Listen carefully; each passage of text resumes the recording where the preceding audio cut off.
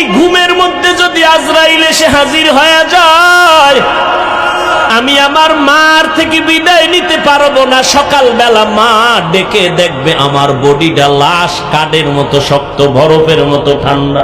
মা একটা চিৎকার দিয়া বলবে, তোরা কই আছো? আয়, আমার বাবাই নাই। আমারে আম্মু বলে কে ডাক দিবে? আমি কার জবানে আম্মু ডাকটা শুনবো? আমার কলিজা ভেঙ্গে চৌচির হয়ে যাবে। ও আল্লাহর বান্দারা, আজকে তোমার পায়ে ধরে ধরে এত কেন বুঝাই রে বাবা?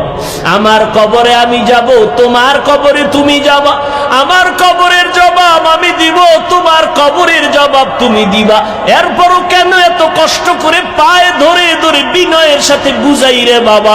একটাই মাত্র কারণ,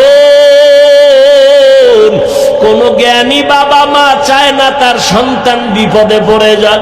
কোন একটা বাচ্চা পানির পার্শ্বে বসে খেলবে, কোন জ্ঞানী ব্যক্তি তারে দেখিয়া রাখিয়া যাবে না। যদি হইরা যায়, সন্তানের উঠাইয়া গার্ডিয়ানের হাতে দিবে। ওলামায়ে কেরাম পায়ে ধরে ধরে দেখতেছে, তুমি আজকে দাড়ি কামাইয়া বেপর্দায় চলিয়া জাহান্নামের আগুনের পার্শ্বে বসে খেলতেছো। না জানি আল্লাহ বেজার হইয়া আজরাইলের যদি পাঠাইয়া দিয়ে কায়রে ধর, তোমার নাচ গান শুনতে অবস্থায় যদি আজরাইল আসিয়া রুহুটা খপ করিয়া টেনে ধরে বসে, ও বাবা, জাহান্নাম ছাড়া উপায় নাই। মনে মনে ভাবছু কি ওলামায়ে কেরাম মিথ্যা কথা বলেন? ১৫০০ বছর হয়ে গেল, আজও পর্যন্ত কোরআনের একটা ভুল কেউ বের করতে পারে না রে বাবা। ওই কোরআন সত্য নাকি তোমরা বলবা মিথ্যা? একটু জবাব চাই, বলো কোরআন সত্য না মিথ্যা? ওই কোরআনে জবাব দাও। ওই কোরআনে জান্নাতের বয়ান আসেনি? ওই কোরআনে জাহান্নামের বয়ান আসেনি? কে জান্নাতে যাবে, কে জাহান্নামে যাবে তাও আল্লাহ বয়ান করেছেন। ইন্নাল আবরার লাফি নাঈম ওয়া ইন্নাল ফুজ্জার লাফি জাহিম। নেক আমলওয়ালারা জান্নাতি, গুনাহ যারা করবে তারা জাহান্নামী। জান্নাতটা কেমন আরামের ঘর আল্লাহ তাও কোরআনে বয়ান করেছেন। জান্নাতিন তাজরি মিন তাহতিহাল আনহার মা তাশতাহি আনফুসুকুম। আবার জাহান্নামটা কেমন ভয়ঙ্কর আল্লাহ তাও কোরআনে বলেছেন। যুবকদের শুরুতেই বলেছিলাম আজকে দুইটা সবক দিয়া যাব। দুইটা সবকের একটা বলতেছি এখন। যুবকেরা, আজকে বাসায় গিয়া মোবাইল যেহেতু দেখবাই, আমি হুজুরের কথায় ফিরিবা না। মোবাইল তোমার এমন আপন হইছে, মা ছাড়তে পারবা, মোবাইল ছাড়বা না। তোমার অন্তর এত শক্ত, বাবারে ছাড়বা তবুও মোবাইল ছাড়বা না।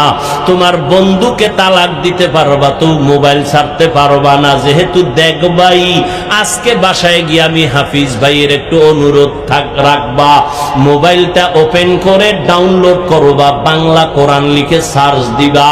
এরপরে বাংলা কোরআন চলে আসবে ১১৪ সূরার। মাঝে মাঝে আজ একটু কাল একটু সময় সময় একটা সূরার, ছোট সূরার তরজমা পড়বা বাংলায়। ওয়াইলুল লিকুল্লি হুমাযাতিল লুমাযা আল্লাযী জামাআ মালান ওয়া আদ্দাদা। আবার একদিন যখন সময় পাবা, ঘুমের সময়, ঘুমের আগে আগে, অন্য টাইমে না, কারণ অন্য টাইমে তো তুমি বিজি। ঘুমাইবা যখন, দুনিয়ার আকাম করা যখন শেষ, তখন তো ঘুমাইবা এই সময়। আবার একদিন সূরা একটা বের করে তরজমা পড়বা, আলহাকুমুত তাকাসুরু হাত্তা যুরতুমুল মাকাবির। আবার একদিন সময় পেলে আল কারিআতু মাল কারিআ, এগুলো জাহান্নামের বয়ান। আবার একদিন সময় পাইলে আরাআইতাল্লাযী ইউকাযযিবু বিদ্দীন। আবার একদিন সময় পাইলে ইযা জুলজিলাতিল আরদু জিলজালাহা।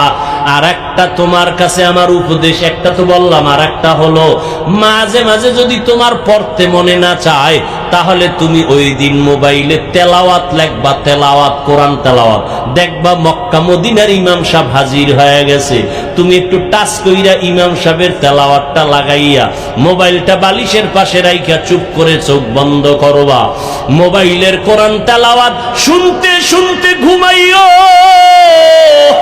এক সপ্তাহ যদি এইভাবে কোরআন তেলাওয়াত শুনো, একদিন তোমার চোখের কোঠা বেয়ে বেয়ে পানিগুলো পড়বে। তুমি নিজেই বল বলবা আর কোনোদিন গানের আওয়াজ কানের মধ্যে দিব না, কোরআনের তেলাওয়াতে এত মজা।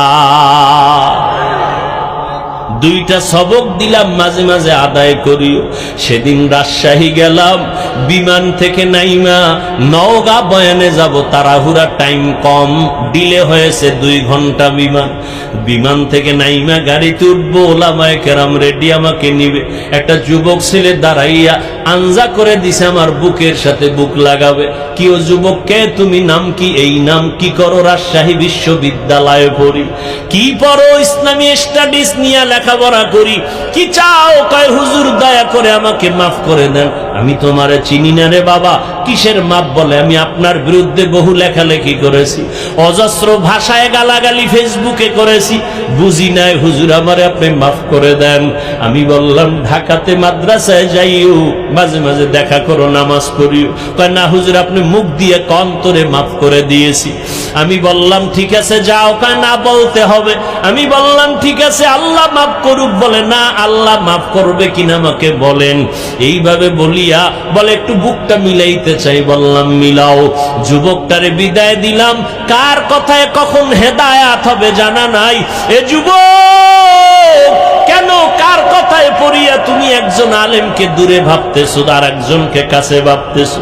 মরিয়া গেলে তোমার আপন বন্ধুটাও খবর নিবে না, তোমার বন্ধুটা মোবাইলের থেকে তোমার নাম্বারটা ডিলিট করে ফেলবে। কেমন বন্ধু? নাম্বারটা ডিলিট করে ফেলবে।